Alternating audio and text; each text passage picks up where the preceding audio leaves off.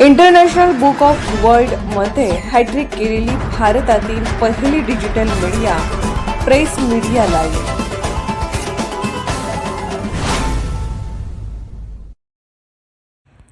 प्रामाणिकपणाची ही कसली शिक्षा।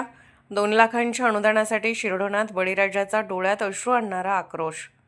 ज्या देशात प्रामाणिकपणाची कदर व्हायला हवी तिथेच आज प्रामाणिक राहणे शाप ठरते आहे। यापेक्षा मोठे दुर्दैव ते कोणते। दिवसरात्र घाम गाळून पोटाला चिमटा काढून आणि स्वतःच्या गरजा मारून ज्या शेतकऱ्यांनी बँकेचे कर्ज वेळेवर भरले, आज तोच बळीराजा हक्काच्या 2 लाखाच्या प्रोत्साहनपर अनुदानासाठी रस्त्यावर ताटकळत उभा आहे। शासनाच्या या उदासीन धोरणामुळे व्यथित झालेल्या शेतकऱ्यांचा काळीज पिळवटून टाकणारा संताप सोमवारी 24 ऑगस्ट शिरढोण येथील छत्रपती शिवाजी महाराज चौकात पाहायला मिळाला। सकाळी 10 वाजल्यापासून सुसाट उन्हात शेतकऱ्यांनी एका दिवसाचे लाक्षणिक उपोषण केले।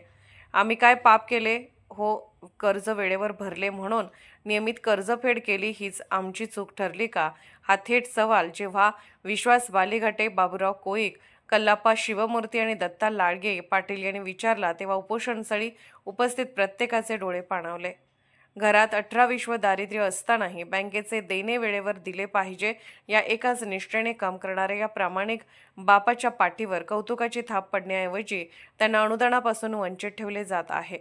मोहद्दीन बांदार, कुमार मानगावे, रणजित पुजारी, शिवानंद कोरबू, इसाक पटेल, अण्णासो पाटील, मनोहर शिरसे, विश्वजित घोरपडे आणि मनू टाकवडे यांच्यासह शेकडो शेतकऱ्यांच्या चेहऱ्यावर आज कमालीची उद्विग्नता दिसत होती। शासकीय कागदपत्रांच्या आणि घोषणांच्या खेळात या प्रामाणिक शेतकऱ्याच्या आशेचा दिवा विझू नये हीच अपेक्षा।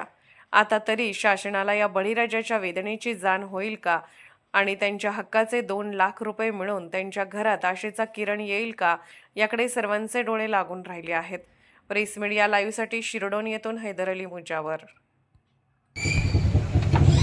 2005 पासून जे आम्हाला शासनानं नुकसान भरपाई म्हणून महापुराचं प्रोत्साहन अनुदान देत आहे। खरं म्हणजे 3 वेळा तर हे महापूर आम्हाला मिळालंय, परंतु 2005 ला काहीतरी 50,000 रुपये प्रोत्साहन अनुदान दिलं।